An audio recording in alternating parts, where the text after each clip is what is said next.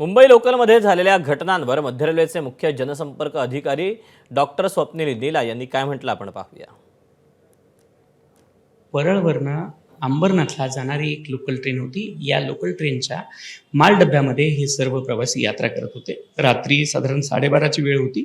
यामध्ये सीटवरनं उपलब्ध असल्यानंतर सुद्धा की कोण कुठे बसावं किंवा मित्रासह कोणी एकत्र बसू इच्छित होता.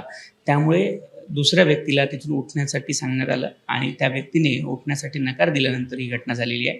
याच्यामध्ये जे 3-4 व्यक्ती इन्व्हॉल्व होते. त्यांच्यासोबत जे दुसरे 2 व्यक्ती होते त्यांच्यावरती देखील मारहाण केली जाते आहे. त्यांच्यावरती देखील आपण गुन्हा दाखल करतो आहोत.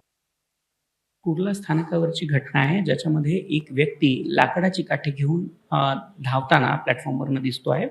या व्यक्तीला पकडण्यात आलेला आहे. प्राथमिक दृष्ट्या तो व्यक्ती मनोरुग्ण जाणवतो आहे.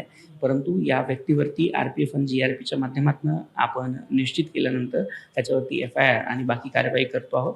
हा व्यक्ती कुर्ला स्थानकावरती लाकडाची काठी घेऊन धावत होता आणि त्याच्यानंतर प्रवाशांमध्ये त्यामुळे भीतीचं वातावरण पसरवण्याचा प्रयत्न करत होता आणि त्याच कलमाखाली याच्यावरती ॲक्शन घेतली जाते.